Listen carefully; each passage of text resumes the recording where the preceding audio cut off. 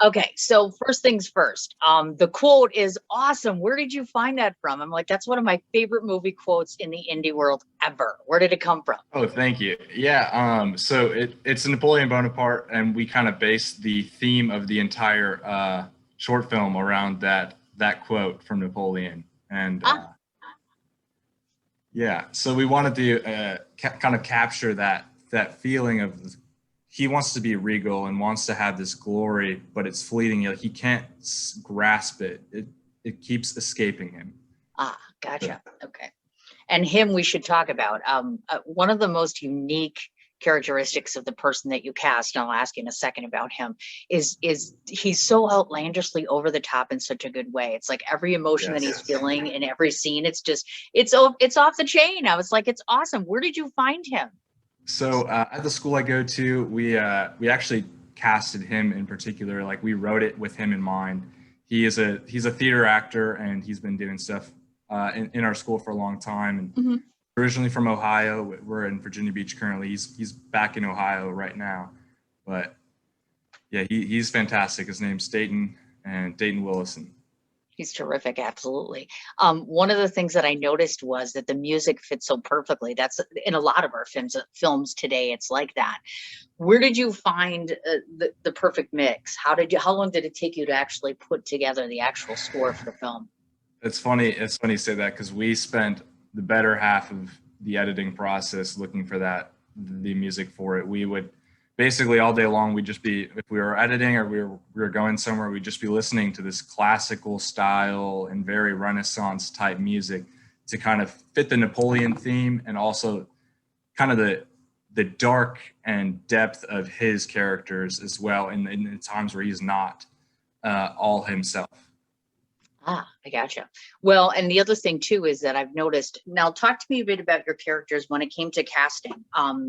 Perfect fit, especially with the beginning, the very first scene. She was like my favorite. Not just the guy at the store, Awesome. but that woman that walks in, and I was like, she's just priceless. She's on camera for what, just a couple of minutes, but it's just that's Yeah. enough right there, where it's like you could automatically see where this is going.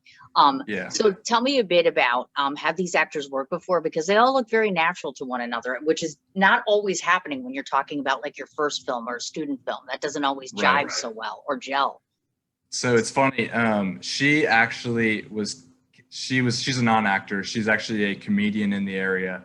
She does a lot of stand-up. But we were at a coffee shop, and this lady, we're writing at the coffee shop. We're writing the scene with her in it, and this lady comes up behind us, and she's like, "Who's this jacket on the floor?" Like, all upset and kind of mad.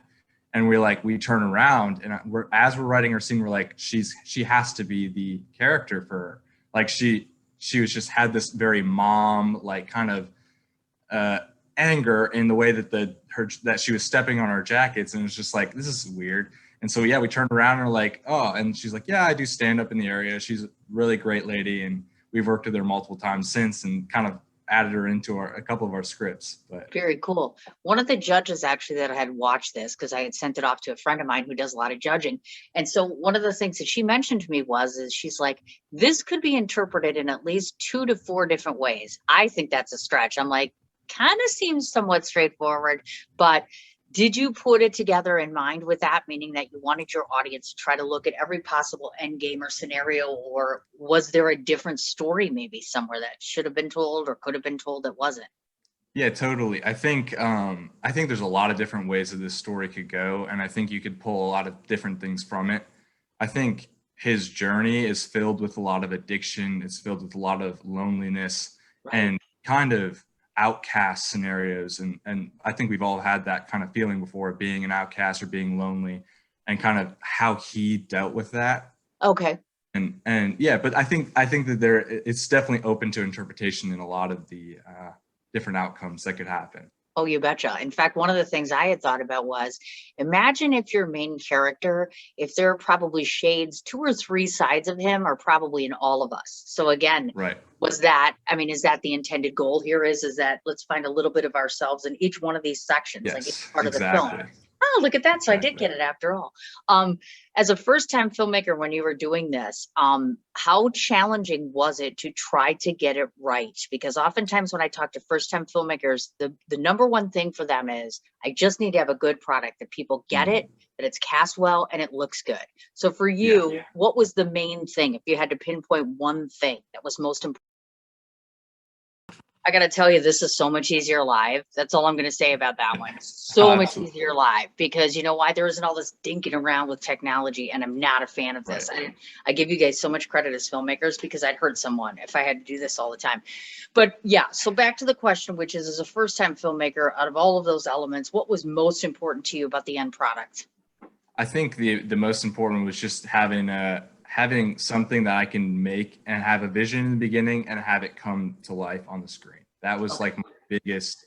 I had never done that in a storytelling aspect, and I didn't know much about story at the time, but I just wanted something to be able to put on the screen and have people understand it. Yeah, exactly. Sure. Okay, now the natural tendency, and this is not with everybody, but some who end up delving into writing and directing eventually decide to say, well, if I'm going to do everything else, I may as well get in front of the camera. Do you have aspirations to do that, or have you done that? I don't remember if I had looked that up or not. Have you acted No, before? I don't act much. I think it's probably important that I do it. And if I want to keep directing, I think it'd be fun to be able to do. But Sure. I gotcha. Now, with this particular film, tell me a bit about once you got it done and finished. You shot again where? we shot all in Virginia Beach. Okay, Yeah. that's what I thought. Okay, then once it was completed, I assume you did the full festival circuit, etc. What was the response from the audience? And more importantly, could you do a second sequel to this? Because that was another thing brought up. Yeah, we had talked about possibly doing a sequel to it, but I think it's just as standalone as it is. I like it, and I I think agree. it leaves open-endedness that I like.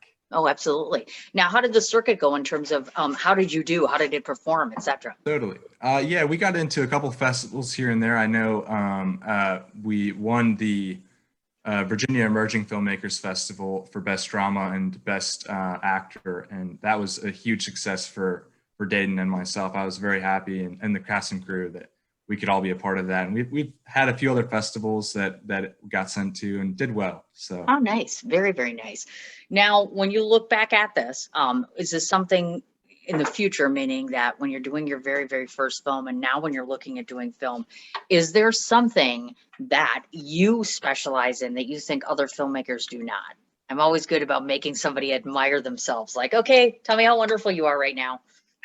I really like being detail oriented, and Okay.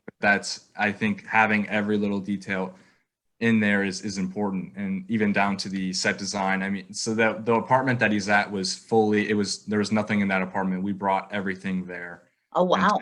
that, yeah. Okay, I gotcha.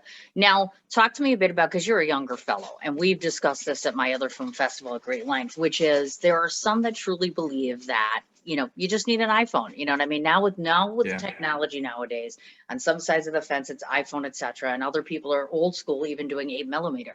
So where do you stand on all of that nowadays? Because you have access to everything, right? No, totally. I think it's interesting. I think you definitely can make something on an iPhone, and I think it's awesome. And I think it's kind of a ground level. You can build off that, and I think certainly, I like there are people that are making full length movies on a shot on an iPhone, and I Sure. think it's cool. And I'm excited to see where the technology is going to be in the next 5, 10 years with I that. gotcha. Oh, sure. Yeah. Now, as it relates to what you've got going on right now, what's happening creatively for you?